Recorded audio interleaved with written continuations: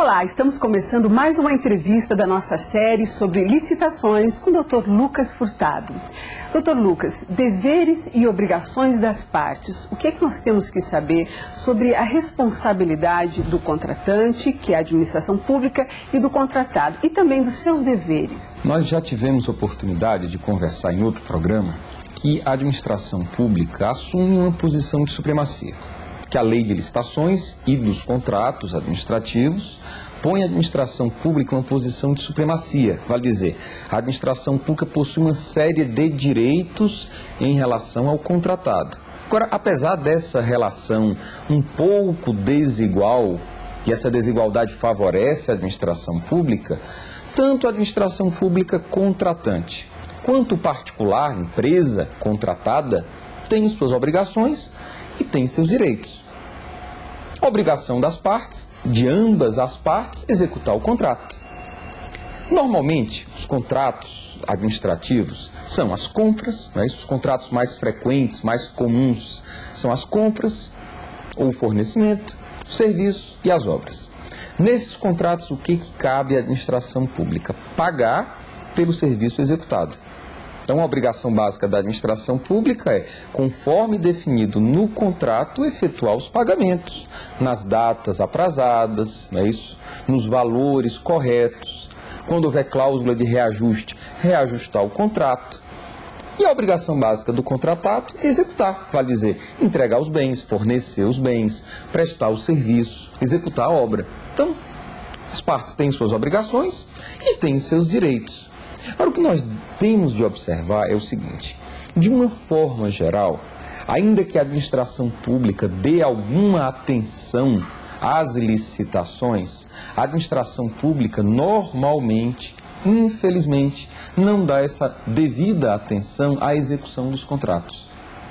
A lei de licitações determina que a administração pública é obrigada a indicar um servidor que vai ser o gestor do contrato, que vai acompanhar a execução do contrato. Qual é o perfil desse gestor? Ele é também um fiscal? Se confunde, pode se confundir quem é um gestor e se confunde com a figura do gestor, a de fiscal também? Isso. Deve ser alguém que entenda do objeto do contrato. Então, é um contrato na área de informática, deve ser alguém que atue na área de informática.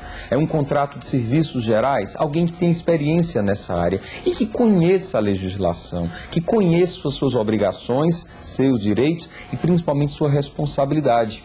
Porque o que nós temos visto ultimamente é o seguinte: várias empresas inidôneas aproveitam-se do fato de que a administração pública não confere, não dá a esse gestor do contrato, a esse servidor que deve acompanhar a execução do contrato, instrumentos necessários à execução dos seus trabalhos. Então, onde que muita empresa ganha dinheiro? Não executando o contrato. Não executa o contrato, não utiliza o material que deve ser empregado. É direito e obrigação das partes de executarem o contrato na forma que foi pactuada, início, meio e fim. E uma pessoa, uma figura essencial nessa relação é esse servidor da administração pública que é designado para fazer essa gestão, essa fiscalização. Essa pessoa ela não tem poder de punir a empresa contratada. Não tem poder de impedir pagamento. Qual a função desse gestor do contrato? Reportar-se à sua chefia. Esse chefe, sim, daquela unidade administrativa, daquele órgão, daquela entidade pública, esse chefe tem competência para, recebendo a informação de que o contrato não foi executado, não pagar. Recebendo a informação de que há uma falha grave, abrir um processo com vista à aplicação de uma pena à empresa, de uma multa, por exemplo. Então, não é o gestor do contrato que vai multar. O gestor do contrato reporta-se à sua chefia e informa o que ocorreu naquele contrato, o que está ocorrendo. Se a empresa contratada executa ou não o contrato conforme combinado. A execução está em andamento, uma das partes descontente. Há uma possibilidade de se alterar esse contrato, ainda que ele já tenha começado, a administração pública está descontente com o contratante, com o serviço. Há uma possibilidade de alterar esse contrato? O artigo 65 da lei, ele contém 2 incisos. O inciso primeiro trata das alterações unilaterais, mas cuidado, unilateralmente, somente a administração pública pode alterar o contrato.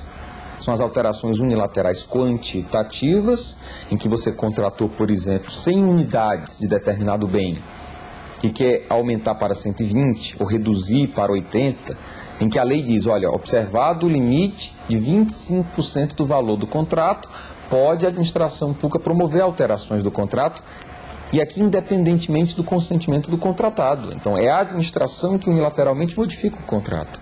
A lei ainda permite que também unilateralmente a administração, com fundamento nesse mesmo inciso, artigo 65, inciso 1º, promova a chamada alteração unilateral qualitativa, em que a administração pode modificar especificação, pode modificar projetos que foram contratados de uma forma e posteriormente descobre-se que convém, em nome do interesse público, modificar. Então, existem as alterações unilaterais e existem também as alterações consensuais. Por exemplo, mudança de regime de execução de um contrato. Foi celebrado um contrato, por exemplo, fornecimento de água mineral para determinado órgão público. E esse órgão público verifica que não tem condições de estocar aquela quantidade. Fornecimento havia sido definido no contrato, seria feito quinzenalmente. A administração pública diz, eu estou tendo problemas para armazenar esses botijões de água mineral. O que faz? Conversa com a empresa e amigavelmente eles vão modificar o regime de execução. A execução vinha sendo feita quinzenalmente, será feita semanalmente. Possível, desde que haja consentimento. Para as alterações unilaterais, eu lembro apenas que a lei impõe sempre o limite de 25%, tanto para aumentos quanto para supressões. E observe o seguinte, importantíssimo, seja uma alteração unilateral, seja uma alteração consensual, é necessário que se justifique dentro do processo. Iniciada a licitação, abriu-se um processo. Dentro desse processo, sempre que houver qualquer alteração, tem de haver, além do aditivo, da publicação resumida, do instrumento da página, tira cópia do diário oficial, do jornal de grande circulação, onde foi publicado o contrato. A lei determina a publicação, não apenas do próprio extrato do contrato, quanto dos aditivos a esse contrato. Então, tem de trazer tudo isso para o processo e é preciso que se traga para o processo também a justificativa.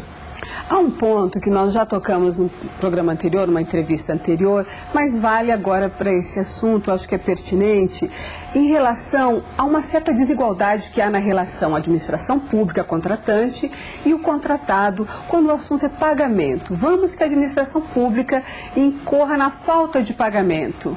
Como é que isso acontece? Quer dizer, ela pode atrasar o pagamento, ela tem esse direito, como é que funciona? Olha, essa pergunta é mais frequente, principalmente nos contratos de execução continuada. O que é isso? Aquele contrato com vigência de 12 meses, por exemplo, um contrato de prestação de serviço de limpeza. Vamos pegar esse exemplo. Contrato de execução continuada. A empresa presta o serviço, apresenta a documentação que comprova a efetiva prestação de serviço e a administração pública não paga. Claro, é direito da empresa de exigir o pagamento, mas ainda que não haja pagamento, ela, a empresa, não pode suspender a execução do contrato. A empresa é obrigada a manter um contrato.